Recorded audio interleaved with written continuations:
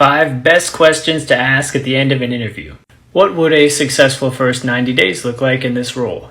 What lessons could I learn from the previous person in this role in order to thrive in this position? Are there any upcoming changes or challenges you're expecting that will affect this team? Can you tell me about some of the other people I'll be collaborating with in this role? Based on our conversation and my application, is there anything about my candidacy that you're unsure about that I could address now? Bonus question that's going to put them in a great mood, really fun one. Ask, what was your proudest moment working here? Like this video and follow me for more job search tips. And remember, you deserve a job you love. You can lose a job offer if you try to negotiate your salary and you do it wrong. Now, the only time I've ever heard of someone losing an offer because they negotiated, here's what happened. The candidate got the job offer. They asked for more money. The company said yes. Then the candidate asks for even more money. So the company lost trust in this person and pulled the offer. The lesson here, it is totally fine to politely, professionally ask for more. Just don't do it twice. And here's my script for asking for more. And check out my bio for more job search resources. I'm going to turn this 1 out of 10 resume into a 12 out of 10 resume for 2025. First, we have a master's degree here, so we're going to add that to our name. Much better. Next, cut the street address so they don't Google our house.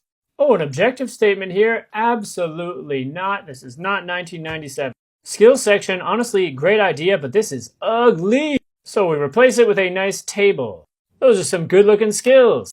Now, education. First off, we need to use the formal credentials. Much, much better. And we'll get rid of the years because it's more than 10 years old. So bye-bye. So long. Also, this section is a little less important than experience, so we're going to move it to the bottom. Now for experience, first thing we're going to do, we have to add locations where we were working and months for our dates. Next, you'll notice this job ended over 20 years ago, so we got to get rid of it. Bye-bye. Now these bullet points are lackluster, so we're going to add some action verbs and numbers. Now those are much more impressive. They're going to sell this person much better.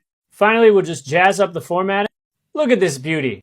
Resume resources are available in my bio. Do not list your job titles and companies on your LinkedIn profile. I'm going to help you solve the #1 most common mistake people are making on LinkedIn that's keeping them from getting recruited to great jobs. If you want to attract people to your profile and get them to beg you to apply to their jobs, you need to take the job description section one step further. So yes, we will add the company name, job title, and dates and location, and make sure all this matches your resume perfectly. Then, in the description, we want an overview of everything you did in the job and a list of all your best accomplishments. We don't need all your resume bullet points here, but at least the top 3 to 5.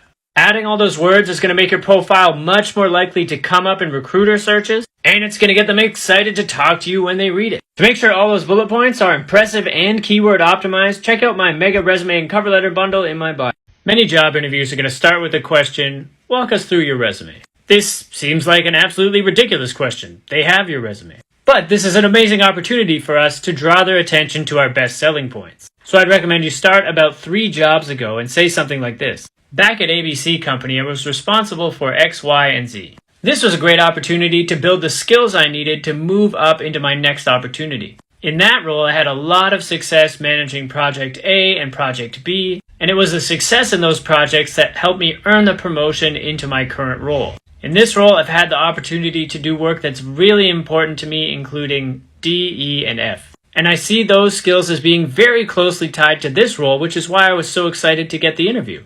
For more help answering other tough interview questions, check out my free ebook, How to Prepare for Job Interviews. It's linked in my bio. You should have a 4-page resume. This is called our master resume, and it's going to help you get more interviews and apply to jobs faster. So here's the deal. This resume contains everything you've ever done. The professional summary is way too long. It's like 6-7 lines. Shows off our best skills, areas of expertise. Again, way too much. That's what we're going for here. And just tons of bullet points under every job. Everything you've accomplished. Here's the thing. You'll never submit this master resume. It's way too long. Instead, when it comes time to apply to a job, read the job posting, identify what's most important to them, and then only leave that stuff in the resume. Once you cut it down to 2 pages, which should only take you a couple minutes, you're good to go to apply. For my best templates to create your master resume document, check out my mega resume and cover letter bundle. It's in my bio. The next time you get a job interview, if you want to blow their minds before you even show up to the interview, And you want to dramatically increase the chances of you being very impressive during the interview. And you want to pre-bias them to thinking that you're awesome. You just have to send one email. So a couple days before the interview, you're going to send them an email that says this. Thank you so much for inviting me to interview for the blank role. To help me prepare for the interview, I was hoping you wouldn't mind sending me a copy of your team's strategic priorities or any other long-term planning documents you've been working off so I can add that context to all of my answers. And for more interview help, check out my brand new free job interview course on YouTube. There is one word that you're probably using in your job interviews that is costing you big time. That word is we. Hear me out. I'm not saying you can't say we during your interviews. When you are talking about people you work with, this is perfectly applicable. But when you're using the STAR method to answer your questions, and that's situation, task, action, result, during the action section, a lot of us have a tendency to speak in a collective form, which is natural because we didn't do all this work ourselves. Things like, we identified an issue, we asked a client for approval. The problem is this leaves hiring managers wondering, well, who is this we and what did you actually do? So, when you are answering a question, make sure to focus on what you did specifically. Replace we with I, and they'll know exactly what you are capable of. Like this video and follow me for more job search tips, and remember, you deserve a job you love. If you're job searching and you're not tracking the jobs you're applying to, you're going to be job searching a lot longer than you need to be. And if you are tracking your applications, but you're just using a rudimentary list like this, we still need help. If you're job searching and you actually want to get a job fast, you need a list like this. So you can set goals like these, track all your application, follow a proven networking plan, and monitor your results. If you want this exact document for free, just check out the job search application strategy checklist. It is in my bio. So everyone knows you'll have a better career if you work harder and you're a high performer. Oh, what's that? Oh, that's not true anymore? Nope, now we have performance punishments. So according to Forbes, companies are actually making life worse and harder for their highest performers. Why is everyone quitting their jobs, you wonder? So according to this article, high performers are being faced with a lot of challenges that their lower performing colleagues do not have to deal with. This includes being assigned extra work without extra pay.